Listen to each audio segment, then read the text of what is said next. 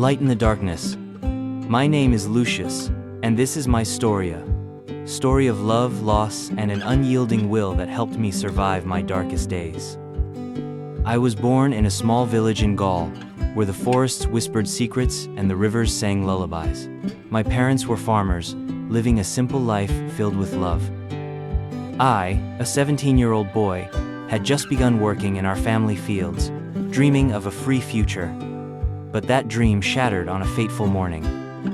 As the sun began to rise, the sound of hooves and shouting echoed from afar.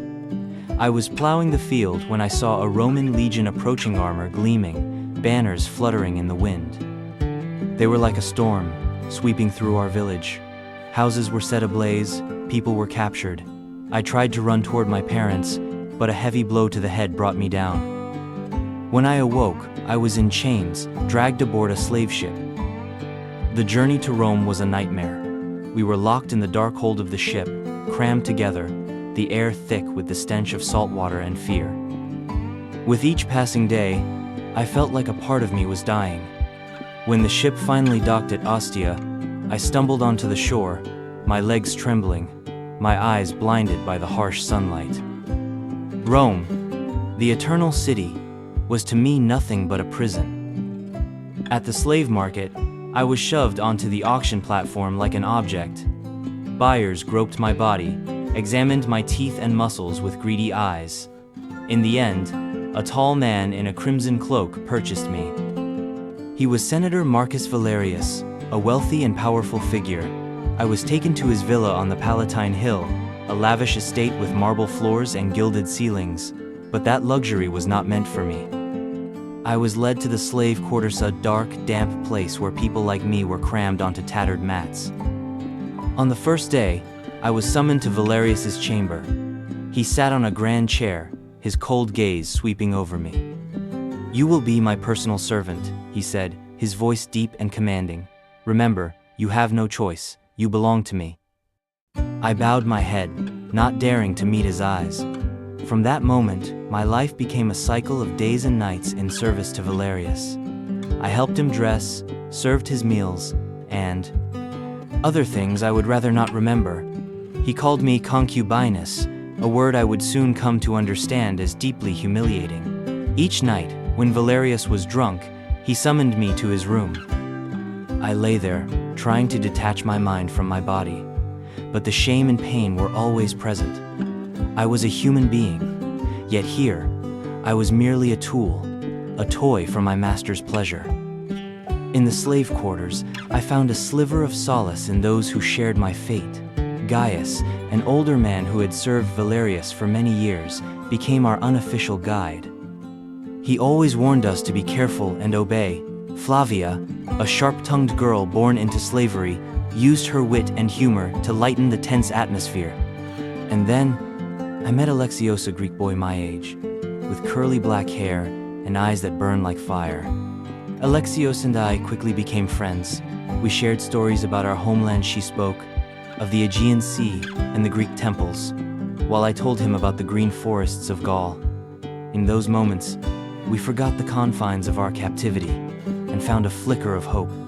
One evening, as we lay on our mats, Alexios whispered, "Lucius, have you ever thought about escaping this place?" I looked around to make sure no one could hear us. "Of course," I replied. "But how? We're watched day and night." Alexios gave a mysterious smile. "There is a way. I've been watching. There are passages even the master doesn't know about." My heart beat faster. "Really? Tell me." But before Alexios could say more, Gaius snapped. "Silence. If anyone hears you, you'll be whipped." We fell quiet, but the seed of hope had been planted. From that night on, Alexios and I began secretly exploring the villa, searching for cracks, hidden paths, possible ways out. And in that process, our bond began to change. There were accidental touches, lingering glances, and finally, kisses hidden in the shadows. Love between two slaves was forbidden, but in our world, it was an act of defiance, a way to say that we were still human. As time passed, I gradually became accustomed to life in the Valerius estate, but each day, I felt like a piece of myself was slipping away. Valerius was not just my master, he was a man of influence, frequently hosting senators, generals, and even Emperor Nero himself. One day, as I was serving wine at a banquet, Nero arrived. He was younger than I had imagined, only a few years older than me, but his eyes radiated arrogance and cruelty. When he noticed me, a crooked smile spread across his face. "Who is that?" he asked Valerius. "Just a new slave, Your Majesty," Valerius replied. "His name is Lucius, from Gaul."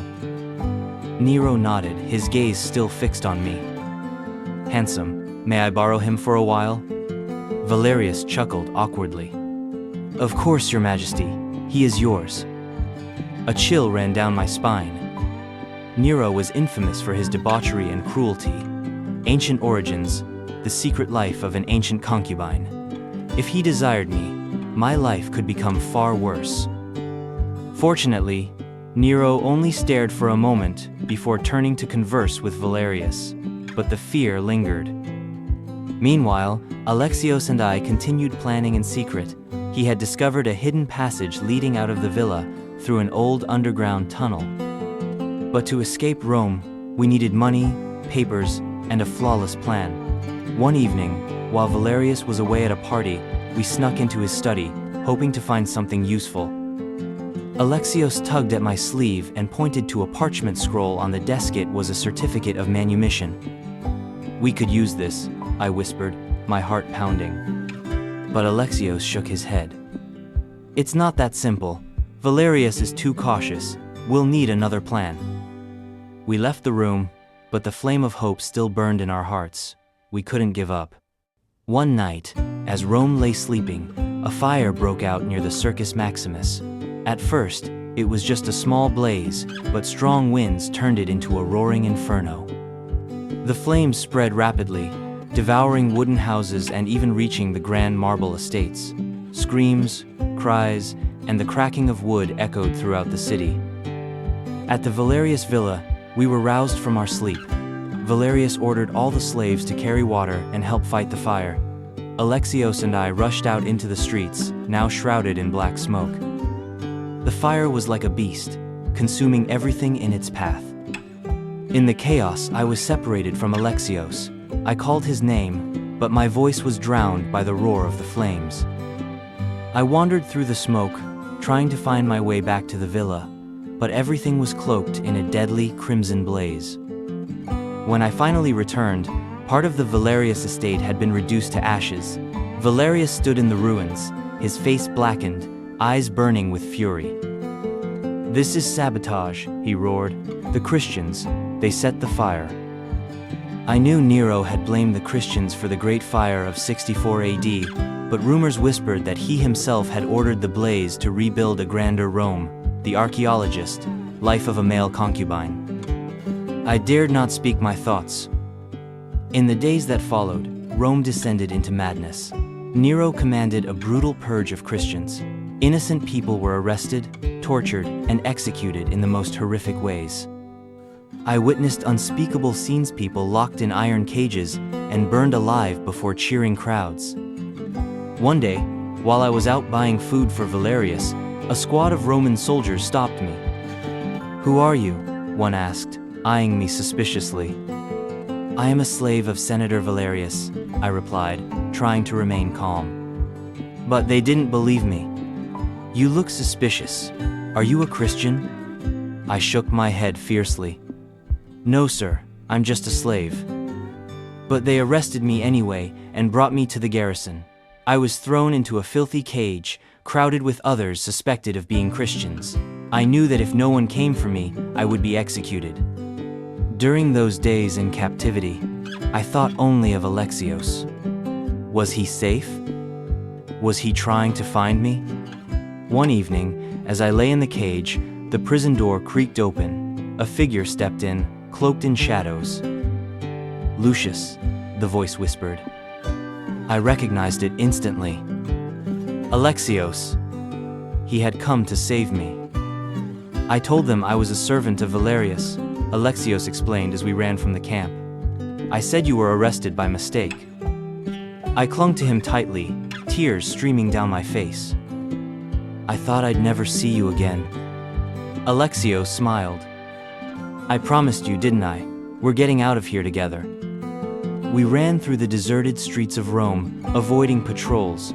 At last, we reached the secret passage. Alexios had discovered a hidden tunnel that led outside the city toward the chance of a new life. As we emerged from the tunnel, the first light of dawn broke over the horizon. Behind us lay Rome, a city of splendor and suffering. Ahead was an unknown road, but we would walk it together. Where will we go? I asked. Alexios looked at me with eyes full of hope. Anywhere that will give us freedom. Life for Alexios and me after leaving Rome was far from a perfect tale. We faced countless hardships, wandering from place to place, doing manual labor to survive, and constantly watching out for slave hunters. But we had each other, and that was enough. We eventually settled in a small village in southern Italy, where we lived in anonymity. I became a gardener, and Alexios worked in a blacksmith's forge. We built a new life, a life we could choose for ourselves. Yet, in my heart, Rome remained like a scar. I missed my family, my homeland, and those who weren't as fortunate as I was. But I also knew that through all that suffering, I had found Alexios, and together, we had prevailed. We survived. I would often say to Alexios as we sat together in the evenings, and we will keep living for those who couldn't. And so my story ends, but my spirit, the spirit of one who was once a slave but never surrendered, lives on.